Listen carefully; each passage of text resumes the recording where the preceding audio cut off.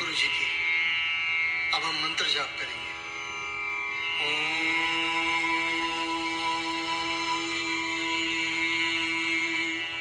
नमः शिवाय।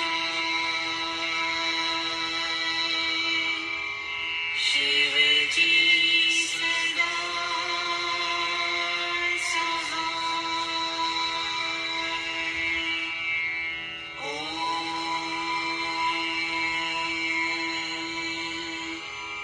नमः शिवाय।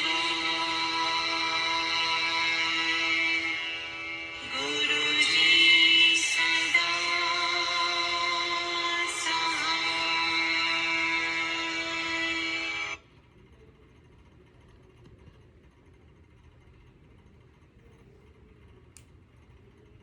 जय गुरु जी, जय शिव जी, जय गुरु जी की संगत।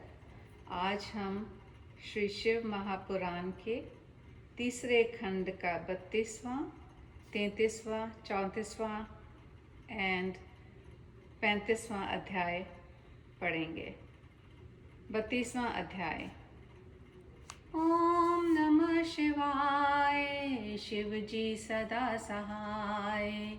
ओम नमः शिवाय। गुरु जी सदा सहाय।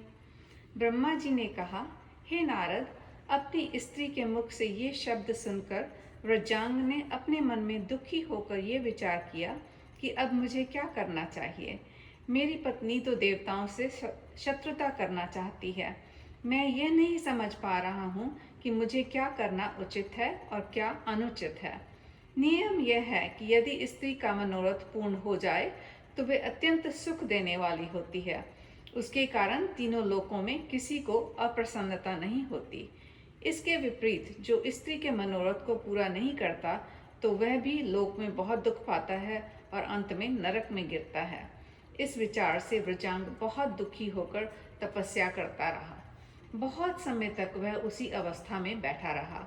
अंत में मैं उसकी तपस्या से प्रसन्न होकर उसे वरदान देने के लिए पास पहुंचा।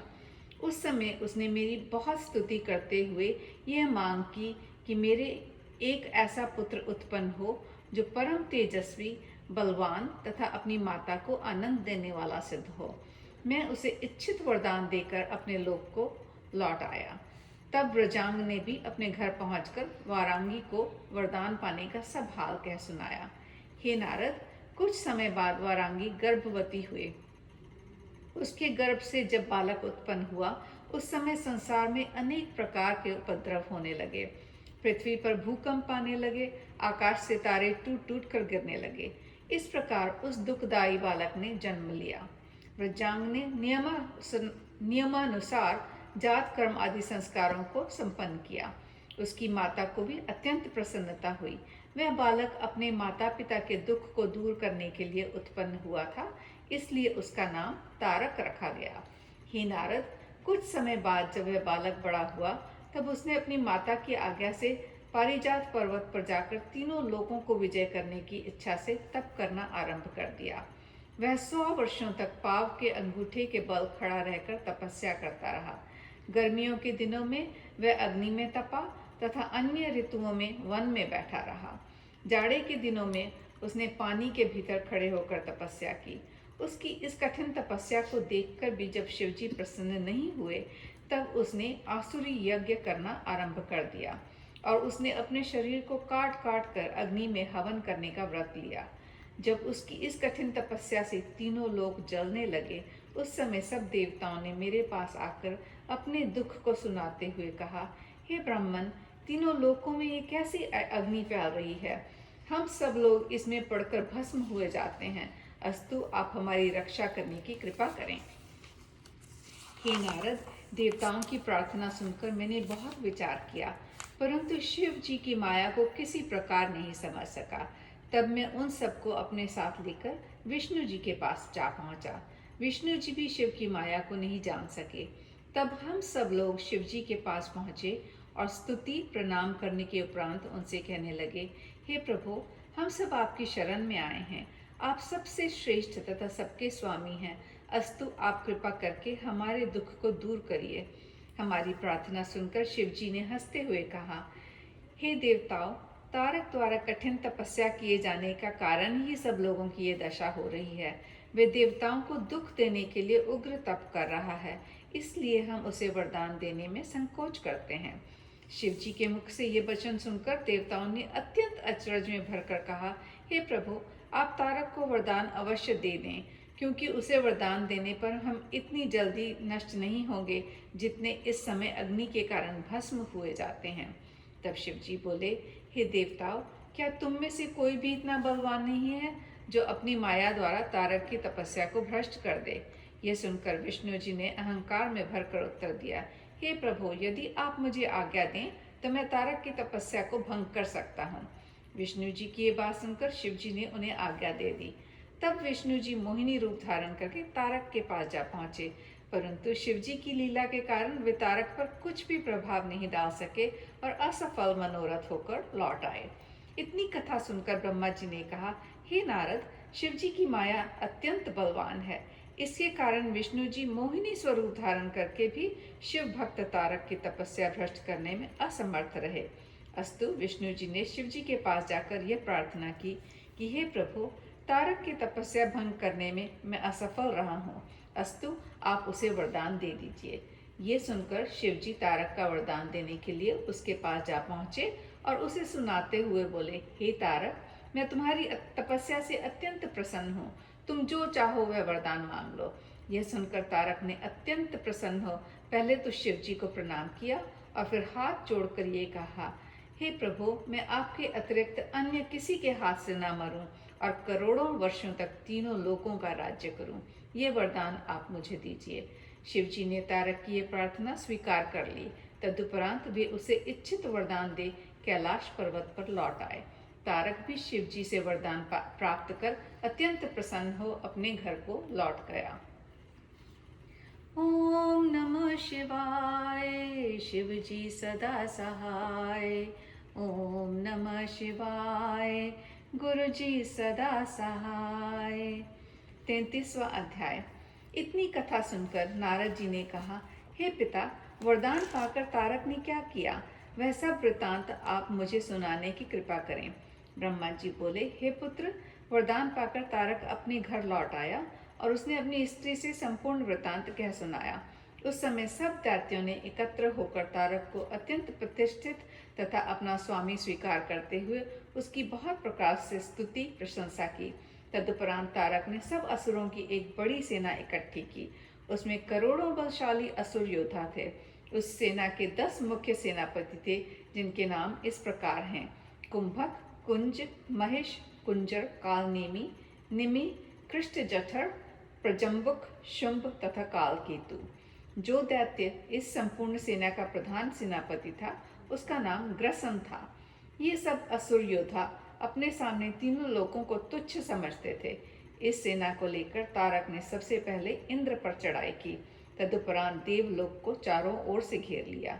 हे नारद, उस समय देवता तथा दैत्यों में घोर युद्ध होने लगा, जिसमें अनेक प्रकार के अस्त्र शस्त्रों का प्रयोग हुआ। तारक से इंद्र ने युद्ध ठाना। निमि से अग्नि जा भिड़े। कालनेमी तथा यमराज आमने सामने हुए। नमुचि तथा नृत्यति ने परस्पर युद्ध करते हुए अपनी अपनी विजय की कामना की। महिषासुर तथा वरुण ने एक दूसरे को मारने के लिए शस्त्र धारण किए। इसी प्रकार सभी दैत्यों और देवता अपनी अपनी जोड़ी देखकर आपस में युद्ध करने लगे। हे नारद, उस समय तारक ने अपना तेज प्रकट करके इंद्र को परास्त कर दिया। तदुपरांत वह विष्णु जी के सन्मुख जा पहुंचा। तारक के इस प्रताप को देखकर विष्णु जी ने पहले तो बहुत आश्चर्य किया, फिर शिव जी के वरदान की महिमा समझकर युद्ध क्षेत्र से अंतर्धान हो गए। इस प्रकार तारक ने उस युद्ध में विजय पाकर सब देवताओं को बंदी बना लिया। तदुपरांत वह उन्हें अपनी राजधानी में ले गया और बंदी गृह में डालकर अनेक प्रकार की यंत्रणा देने लगा। जिस स्थान पर महानदी समुद्र में जा मिली है, उसी स्थान पर तारक की राजधानी थी। इस प्रकार वहां देवता तथा दैत्य इकट्ठे होकर रहने लगे। तारक ने निर्भय होकर अपने देश को अलग अलग भागों में बांट लिया और उसका राज्य असुरों को सौंप दिया, जहां वे अपने परिवार तथा मित्रों सहित आनंद का उपभोग करने लगे। इस प्रकार विष्णु जी के स्थान पर तारक स्वयं ही तीनों लोकों का स्वामी बन बैठा। उसने अग्नि की पद निमि को दे दी तथा काल नेमि को यमराज के स्थान पर नियुक्त किया।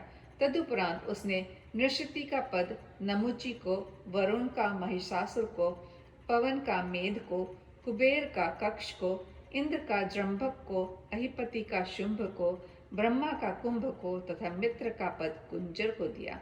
इसी प्रकार उसने सब देवताओं के पद पर दैत्यों को प्रतिष्ठित कर दिया। वे सब असुर संसार के स्वामी बनकर राज्य करने लगे। उनके राज्य में देवताओं के अतिरिक्त अन्य कोई भी प्राणी दुखी नहीं था। अस्तु कुछ समय बीतने पर विष्णु जी ने छुपे हुए देवताओं के पास जाकर ये कहा कि हे देवताओं, शिव जी का भक्त होने के कारण तारक अत्यंत बलवान तथा प्रतापी है, इसलिए वह तुमसे कभी परास्त नहीं होगा। मैंने बहुत कुछ विचार करने के उपरांत ये निश्चय किया है कि तुम सब लोग अपना मनोरथ प्राप्त करने के लिए उसकी सेवा करना आरंभ कर दो। तुम नट का स्वरूप धारण करके उसके पास जाओ और अपने कौशल द्वारा उसे प्रसन्न करो। जब वह प्रसन्न हो जाएगा तब तुम्हें अवश्य छोड़ देगा। तदुपरांत सब देवता नट का रूप धारण कर तारक के पास जा पहुंचे और उससे ऐसी बातें की जिनके कारण वे अत्यंत प्रसन्न हो गया। तब तारक ने देवताओं से कहा, हे देवताओं, तुम जो चाहो वह मुझसे मांग लो। यह सुनकर देवताओं ने प्रार्थना की कि हे असुरराज, यदि आप हम पर प्रसन्न हैं तो देवताओं को अपने बंदी गृह से मुक्त कर दीजिए। देवताओं की इस प्रार्थना को स्वीकार कर तारक ने उनके सभी साथियों को बंदी गृह से मुक्त कर दिया। तब वे भी अपने लोक को चले गए। हे नारद, तारक के राज्य में देवताओं के अतिरिक्त और कोई दुखी नहीं था। यह बात मुझे भली भांति जान लेनी चाहिए। ओम नमः शिवाय, शिव जी सदा सहाय। ओम नमः शिवाय, गुरु जी सदा सहाय। 34वां अध्याय।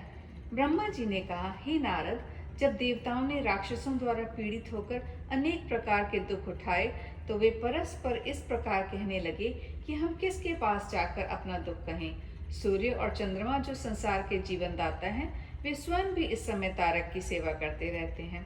पता नहीं ये दैत्य हमें कब तक दुख देता रहेगा। इस समय हमारा कौन सहायक है जिसके पास जाकर हम अपना दुख सुनाएं। इस प्रकार देवताओं ने दुख में डूबकर बहुत चिंता की। अंत में वे सब एकत्र होकर इंद्र तथा बृहस्पति को साथ लेकर मेरे पास आए और मेरी स्तुति तथा पूजा करने लगे। देवताओं की प्रार्थना सुनकर मैंने उनसे कहा, हे देवताओं, मैं तुम लोगों को अत्यंत दुखी तथा चिंतित देख रहा हूँ। इंद्र के मुख पर भी कोई तेज दिखाई नहीं देता। हे पुत्रों, तुम मुझे अपने यहाँ आने का सब कारण कह सुनाओ। हे नारद, मेरी बात सुनकर देवताओं की ओर से बृहस्पति ने मुझसे कहा, हे पिता, तारक नामक दैत्य ने शिव जी से वरदान प्राप्त कर तीनों लोकों को अपने वश में कर लिया है। उसके भय से सूर्य ने भी अपने तेज को ठंडा कर लिया है तथा चंद्रमा भी अपनी संपूर्ण कलाओं सहित उसकी सेवा में हर समय उपस्थित रहता है। सभी ऋतुएं उसकी सेवा में बनी रहती हैं और फल फूलों को उत्पन्न कर उसे संतुष्ट रखती हैं। इंद्र भी उसकी बहुत प्रकार से सेवा किया करते हैं। इस प्रकार सभी देवता उनके सेवक बने हुए हैं, परंतु वह किसी के ऊपर कोई कृपा नहीं दिखाता। जिन देव वृक्षों की पत्तियों को देव स्त्रियां बहुत समझ बूझ कर तोड़ती थी, उन वृक्षों को तारक के साथी जड़ से उखाड़ कर फेंक देते हैं। जिस समय वह शयन करता है उस समय देवताओं की स्त्रियां अपने नेत्रों से आंसू बहाती हुई उसकी स्तुति करने को विवश होती हैं। उनके भय से देवता अपने लोक की ओर आंख उठाकर भी नहीं देख सकते। वे स्वयं ही यज्ञ का भाग ले लेते हैं। इंद्र को कोई कुछ नहीं गिनता। जिस प्रकार सन्निपात हो जाने पर कोई औषधि काम नहीं देती, उसी प्रकार भगवान विष्णु के जिस चक्र पर हमें बड़ा भारी भरोसा था, वह इन दिनों व्यर्थ हो गया है। हे पिता, आप हमारे दुख को दूर करने के लिए कोई उपाय करें। हे नारद, देवताओं की प्रार्थना सुनकर मैंने उन्हें उत्तर दिया, हे देवताओं, तारक ने शिवजी से ऐसा वरदान प्राप्त किया है कि उसे शिवजी के अतिरिक्त और कोई नहीं मार सकेगा। यदि शिवजी के वीर्य से कोई पुत्र उत्पन्न हो तो वह भी तारक को मारने में समर्थ हो सकता है, क्योंकि पुत्र में पिता का तेज रहता है और उसे पिता का स्वरूप कहा जाता है। परंतु ये बात बहुत कठिन दिखाई पड़ती है। इस समय शिवजी हिमाचल पर्वत पर तपस्या कर रहे हैं, तथा गिरिजा अपनी सखियों सहित उनकी सेवा में संलग्न है। यदि किसी प्रकार वे दोनों परस्पर मिल जाएं तो तुम्हारा कार्य पूर्ण हो सकता है। गिरिजा के बिना और किसी से तुम्हारा कार्य नहीं चलेगा। मैं तुम्हें एक उपाय बताता हूँ, तुम उसके अनुसार कार्य करो। वह उपाय ये है कि तुम कामदेव को शिवजी के पास भेजो। वह शिवजी के मन में गिरिजा के प्रति स्नेह उत्पन्न करे। बस इतना होते ही सब कार्य स्वतः सिद्ध हो जाएंगे। हे नारद, मेरी बात सुनकर सब देवता बहुत स्तुति करते हुए अपने घर को चले गए। तदुपरांत इंद्र ने कामदेव को अपने समीप बुलाया और उससे ये कहा, हे कामदेव, तुम देवताओं के हितैषी तथा उनका सब कार्य सिद्ध करने वाले हो। अस्तु, ब्रह्मा जी ने तो जो उपाय बताया है उसके अनुसार कार्य सिद्ध करने के हेतु शीघ्र तैयार हो जाओ। हे मित्र, वीरों की परीक्षा युद्ध के समय ली जाती है। उदार लोगों को समय के अनुसार पहचाना जाता है। इसी प्रकार विपत्ति पड़ने पर मित्र तथा स्त्री की परीक्षा का अवसर होता है। अस्तु, इस अवसर पर मैं तुम्हारी मित्रता की परीक्षा लेना चाहता हूँ। इस कार्य में केवल मेरा ही स्वार्थ नहीं है, अपितु अन्य सब लोगों का भी हित है। हे नारद, इंद्र की बात सुनकर कामदेव ने उत्तर दिया, हे देवराज, मैं आपकी प्रत्येक आज्ञा का पालन करने को तैयार हूँ। यदि कोई व्यक्ति आपका पद प्राप्त करने के लिए तपस्या कर रहा हो तो मैं उसके तप को इसी समय भ्रष्ट कर सकता हूँ। देवता, दैत्य, ऋषि आदि सभी लोग मेरे वश में रहते हैं। मनुष्य तो सेवकों की भांति मेरी पूजा किया करते हैं। अस्तु, आप अपने हृदय में अब किसी प्रकार की चिंता न करें। कामदेव की इन बातों को सुनकर इंद्र ने अत्यंत प्रसन्न हो उसे अपने पास बैठाते हुए कहा, हे मनमथ, मैं जिस कार्य के लिए तुमसे कहने जा रहा था उसे तुम स्वयं ही बता रहे हो। ये अत्यंत शुभ है। अब सुनो, तारक दैत्य ने शिव जी की तपस्या करके उनसे अमोघ वरदान प्राप्त किया है। उसने धर्म कर्म को नष्ट करके उस वरदान के बल पर देवताओं के संपूर्ण सुखों को छीन लिया है और उनके पद पर अपने साथी दैत्यों को प्रतिष्ठित कर दिया है। उसके ऊपर देवताओं के सभी अस्त्र शस्त्र निष्फल हो गए हैं। इस कारण सभी देवता अत्यंत चिंतित एवं दुखी हैं। ब्रह्मा जी ने इस कष्ट से मुक्ति प्राप्त करने का ये उपाय बतलाया है कि शिव जी के वीर्य द्वारा किसी पुत्र की उत्पत्ति हो तो वह तारकासुर का वध करने में समर्थ हो जा सकेगा। शिव जी स्वयं अपने भक्त तारक को अपने हाथ से नहीं मारेंगे। अब कहना यह है कि गिरिजा अपनी सखियों सहित उनकी सेवा में संलग्न है। तुम अपनी माया द्वारा शिव जी को मोहित करके उनका संयोग गिरिजा के साथ करा दो। ऐसा करने से शिव जी के द्वारा पुत्र उत्पन्न होना संभव हो जाएगा। ओम नमः शिवाय, शिव जी सदा सहाय। ओम नमः शिवाय, गुरु जी सदा सहाय। 35वां अध्याय। ब्रह्मा जी ने कहा, हे नारद, इंद्र की बात को कामदेव ने स्वीकार कर लिया। तदुपरांत वह शिव जी पर विजय प्राप्त करने के हेतु इंद्र से विदा लेकर अपनी पत्नी के साथ चल दिया। जिस समय वह चला उसी समय अनेक प्रकार के अपशकुन होने लगे। होनी के वशीभूत होकर उसने उन अपशकुनों पर कोई विचार नहीं किया। उसने वसंत आदि अपनी संपूर्ण सेना को एकत्र किया और अत्यंत अहंकार में भरकर शिवजी पर विजय प्राप्त करने के लिए हिमाचल पर्वत की ओर प्रस्थान किया। मार्ग में वह इस बात पर निरंतर विचार करता चला जा रहा था कि मैं शिवजी के ऊपर किस प्रकार विजय पाऊंगा। अस्तु, जब वह शिवजी के समीप पहुंचा उस समय उसने अपनी माया द्वारा सब ओर वसंत ऋतु को फैला दिया। वसंत ऋतु के फैलते ही उस स्थान पर चारों ओर रंग बिरंगे फूल खिल गए तथा लताओं ने प्रकट होकर वृक्षों से आलिंगन करना आरंभ कर दिया। अनेक प्रकार के पक्षी मीठे स्वरों में चहचहाने लगे। जिन लोगों को अपने ज्ञान का बड़ा अभिमान था वे भी कामदेव की माया में पड़े बिना न रहे। सबका तप और संयम नष्ट हो गया। चराचर जगत में ऐसा कोई भी प्राणी नहीं बचा जिसे कामदेव के बाणों ने घायल ना किया हो। यद्यपि ये अवस्था एक मुहूर्त भर ही रही, परंतु इसी बीच सब लोगों का विवेक नष्ट हो गया। संपूर्ण संसार तो कामदेव के वशीभूत हुआ, परंतु शिव जी और उनके गणों पर कामदेव का कोई प्रभाव न पड़ा। जिस समय कामदेव शिव जी के पास पहुंचा उस समय उसका संपूर्ण बल नष्ट हो गया। कामदेव की शक्ति क्षीण होते ही संसार के सभी प्राणी उसी प्रकार पूर्व स्थिति में आ गए जिस प्रकार की नशा उतर जाने पर मनुष्य होश में आ जाता है। हे नारद, उस समय कामदेव अपने मन में इस प्रकार विचार करने लगा, मुझसे ये बड़ा अपराध हुआ जो मैं अपने अहंकार में भरकर शिवजी का चित्त दिगाने के लिए यहाँ चला आया। अब शिवजी के क्रोध से मेरी मृत्यु अवश्य ही होगी। यह विचार कर कामदेव कुछ समय तक तो चिंता में पड़ा रहा। अंत में उसने निश्चय किया कि परोपकार के लिए यदि मुझे प्राण भी त्याग देने पड़े तो वह शुभ ही है। साथ ही यदि मेरी मृत्यु शिवजी के द्वारा हुई तो मैं भी शिवगणों में गिना जाऊंगा। अस्तु मुझे मृत्यु का भय त्याग कर देवताओं का कार्य सिद्ध करना चाहिए। यह निश्चय कर कामदेव ने पुनः अपनी शक्ति को प्रदर्शित किया और संपूर्ण संसार को पहले के ही समान फिर अपने वश में कर लिया। शिवजी ने यह दशा देखकर अपने मन को दृढ़ता पूर्वक वश में कर लिया और हठ योग साध कर बैठ गए। यह देखकर कामदेव अपने धनुष पर बाण चढ़ा शिवजी की बाईं ओर जा खड़ा हुआ। उस समय तपोभूमि में शिवजी के अतिरिक्त ऐसा कोई नहीं था जिसे उसने मोहित न कर लिया हो। वह छिपकर समय की प्रतीक्षा करने लगा। अस्तु जिस समय शिवजी अपना ध्यान छोड़कर आसन पर बैठे और गिरिजा पूजन की सामग्री लेकर उनके पास आई, उसी समय कामदेव ने उचित अवसर जानकर अपने बाण को कानों तक खींचकर शिवजी के हृदय पर छोड़ दिया। उसकी लगते ही शिवजी के मन में प्रीति का अंकुर उत्पन्न हो गया। उस समय शिवजी भी कामदेव के वशीभूत हो मुस्कुराते हुए गिरिजा के सुंदर अंगों की प्रशंसा करने लगे और ये इच्छा प्रकट करने लगे कि गिरिजा का हाथ पकड़कर अपने पास खींच लिया जाए। उस समय गिरिजा नारी सुलभ लज्जा के कारण संकुचित हो कुछ पीछे की ओर हट गई। हे नारद, ये दशा देखकर शिवजी ने अपने मन में विचार किया कि ये क्या कारण है जो हम इस स्त्री के द्वारा छले गए हैं।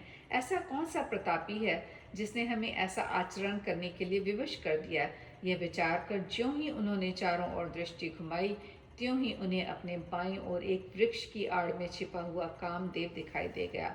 उस समय शिवजी के भयानक रूप को देखकर तीनों लोग कांपने लगे और ये प्रतीत होने लगा मानो अब प्रलय होने ही वाली है। अस्तु शिवजी ने कामदेव पर क्रोधित हो जैसे ही अपने तीसरे नेत्र को खोला, वैसे ही कामदेव जलकर भस्म हो गया। उस समय तीनों लोकों में हाहाकार मच गया। सभी देवता अत्यंत भयभीत, परम दुखी तथा दीन हो गए और व्यक्तियों को अत्यंत प्रसन्नता हुई। इतनी कथा सुनकर नारद जी ने ब्रह्मा जी से कहा, हे पिता, ये चरित्र सुनकर मुझे अत्यंत आश्चर्य होता है। शिव जी पर ब्रह्म, निष्पाप, माया रहित, योगी, तीनों लोकों के स्वामी तथा देवताओं के पूज्य हैं। उनका नाम कामजित तथा मृत्युजित प्रसिद्ध है।